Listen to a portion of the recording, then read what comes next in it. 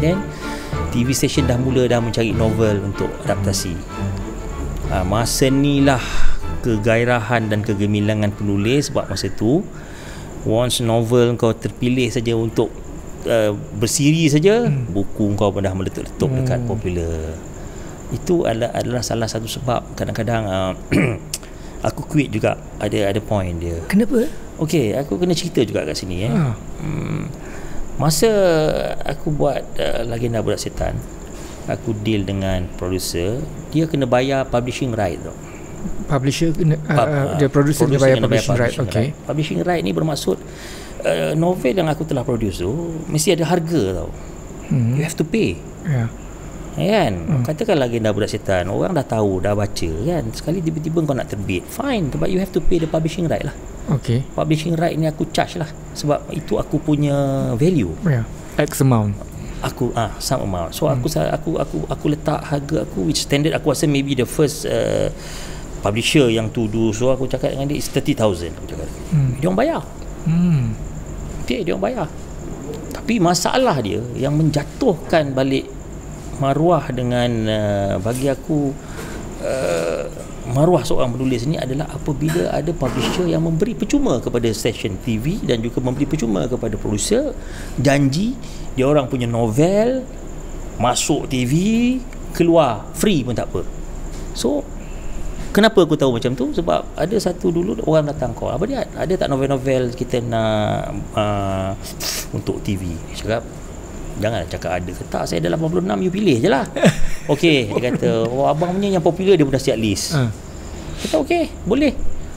Dia ada ke dia punya mas kahwin ni semua? Memang ada. Berapa bang? Contoh dia tanya kan.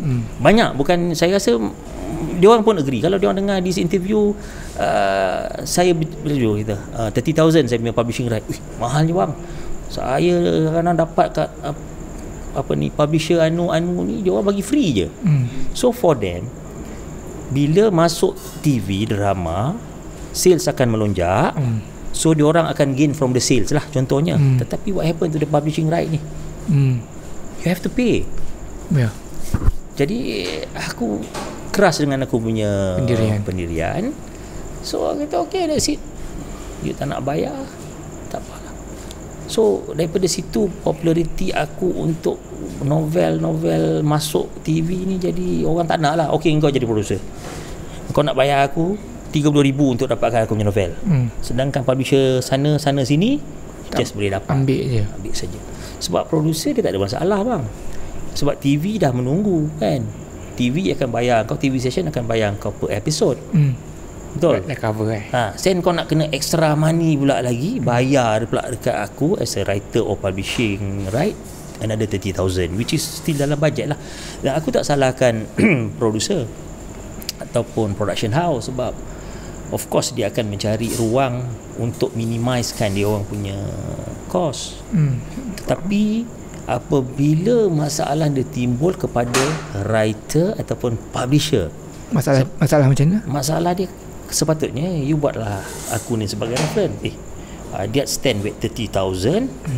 Kita buat satu standard. Okay, you nak 30,000, maknanya setiap TV station nakkan buku-buku untuk diadaptasi. That's a price. Publishing right, betul.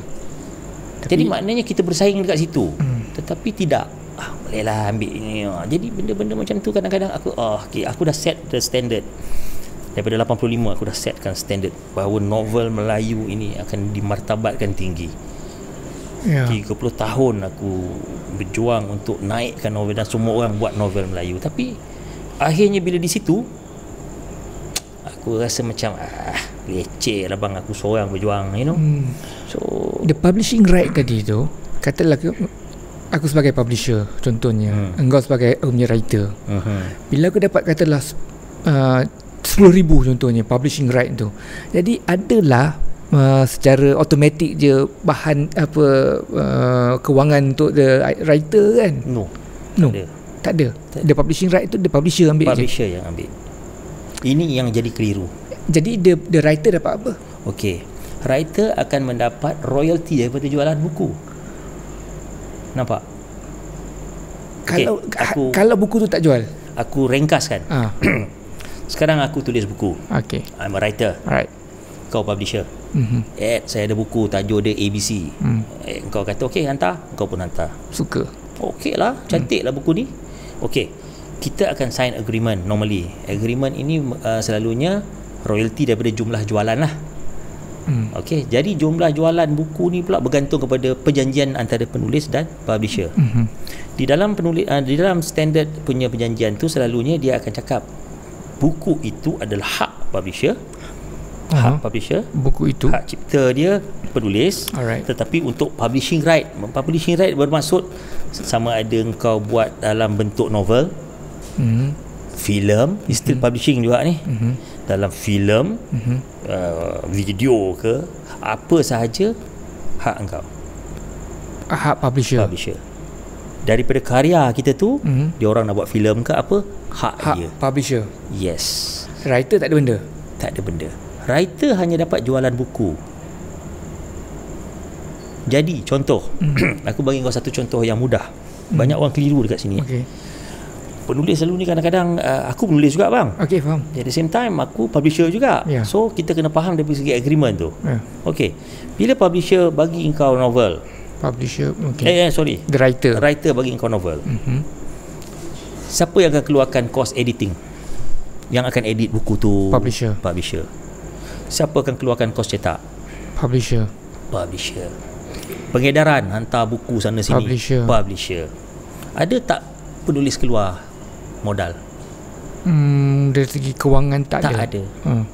Adakah penulis memberi jaminan bahawa novel yang aku bagi dekat engkau tu boleh garanti terjual 100,000 atau 200,000 naskah? Tak ada. Baik, apabila publisher dah keluarkan modal sebanyak itu, whatever marketing yang dia buat, dia jual novel tu, tak laku contohnya, dia dah keluar katalah 100,000 lah, kita ambil contoh lah 100,000 lah dia cetak, memang tak pernah dia buat 100,000, tetapi katalah 100,000, ambil modal katalah RM3 satu novel, 300,000. Ada tak engkau akan share dengan publisher, akan share dengan penulis that cost? Publisher akan tak. So kena adil lah, faham tak? Apabila novel tu meletup, penulis dapat tak royalty yang dijanjikan? Sepatutnya memang dapat lah. Dapat. Jadi dekat sebenarnya itulah hasil penulis. Melainkan macam aku ni, aku terbit sendiri, edit sendiri kan, angkat semua aku sendiri semua, itulah cerita. Maknanya kalau terlungkup novel tu akulah tanggung, kalau meletup aku gain lah. Benda dia macam tu lah. So benda-benda macam ni sama juga macam filem. Apabila filem datang jumpa engkau, aku nak ambil filem kau, novel kau untuk dijadikan filem. Modal filem 1 to 2 million lah untuk menerbitkan filem. Ada tak kita keluar modal? Penulis lah. Tak ada. Katalah berapa banyak juga. Jangan kita cerita filem yang meletup. Kita cerita filem yang terlungkup. Apabila terlungkup, siapa nak kos tu, siapa nak tanggung? Dah tentu penerbit filem. Apa jadi kepada penulis? Tak dapat apa-apa. Tetapi katakanlah novel itu, filem itu meletup, publisher pun terbitkan novel tu, boleh jual sampai 100,000 lagi, dapat royalty. Situlah kita gain. Actually dekat situ dia punya permainan, pembahagian dia tu dah ada. Banyak orang tak tahu. Penulis ni kadang-kadang dia kena faham benda tu. Bila kita nak demand dan sebagainya tu, kadang ada, kalau penulis nak filem meletup, saya tak dapat apa. You salah tu. Sebab ini perjanjian you dengan penerbit. Bila penerbit filem you meletup, orang cari buku, royalty bang. Katalah satu filem meletup, novel kita jual sampai 200,000 naskah. Kalau kita dapat katalah RM2, is 400,000 dah ada dah royalty. Itulah duit kita. Itulah duit penulis. You tak boleh bebankan publisher yang nak share pula dia punya, katalah publishing right 30,000, dia tak perlu share dengan penulis. Itu right dia, publisher punya right. Nampak Aku tak agree langsung lah.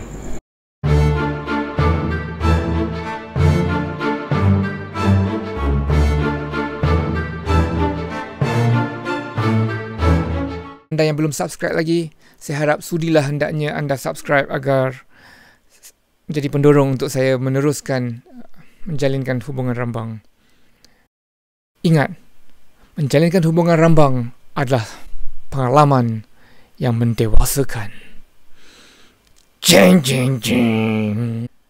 Ingat, menjalinkan hubungan rambang. Ingat, menjalinkan hubungan rambang adalah